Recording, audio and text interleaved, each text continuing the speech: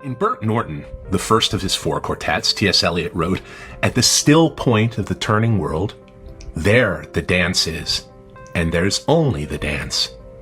In speaking of dance as the still point of the turning world, Eliot wasn't thinking of classical ballet, but rather of the more emotional and primal and earthy dancing of Isadora Duncan, Ruth St. Denis, and Loie Fuller, the three American women who, while still quite young, really created the world of modern dance.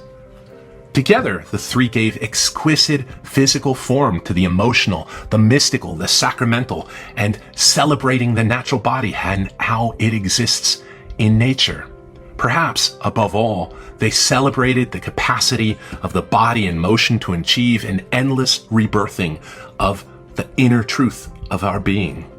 Isadora Duncan was enthralled with the figure of the ancient Greek Meinads, barefoot or clad in slippers, close to the earth, intoxicated by the primal, chthonic powers of dancing all night to a drum beat that mirrored heartbeat or the beat of crashing waves. And the beat of the ocean drew all of them in until the body is almost dissolving into nature and into rhythm. When a 1920s Berlin critic ridiculed Isadora Duncan's break from the disciplined strictures of classical ballet, she fired back. "Why don't you criticize instead the dancing style of the ancient Greek sculptor of the dancing Maenad, which at the time was getting a lot of press in Berlin? It is 2,500 years old, and it is she, rather than classical ballet, that I emulate." Is she moving about on toes, her feet extended outrageously in on-point shoes? Or is she doing gravity-defying flicks as she flies through the air, as in classical ballet? No, she is barefoot, or in sandals that keep her close to the earth. The pull of gravity isn't to be denied with balletic tricks of leaping and in flight, and rather the pull of gravity is to be embraced as a lover. And is there not something sacramental about her very form and motion?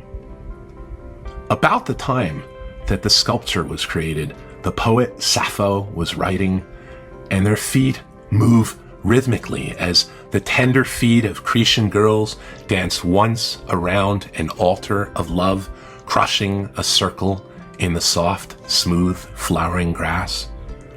This simplicity, this earth-embracing and sacramental quality comes so close to what Isadora performed and taught every day, and so did Ruth St. Denis. But when we think of modern dance, we're likely to think of Pina Bausch or the Rosas Project or Lambert's hypnotically rhythmic adaptation of Peaky Blinders, The Redemption of Thomas Shelby. Or we think of Martha Graham, whose influences in the 1930s and 40s and 50s were a wellspring to the dancers who followed. Here's an early photo of Martha Graham. Pan out, and there on the rock is her teacher, Ruth St. Denis, one of the three heroes of movement and expression. In their sandals and simple white classical garb, the groups looks like they could change place with the ancient Greek Meinads.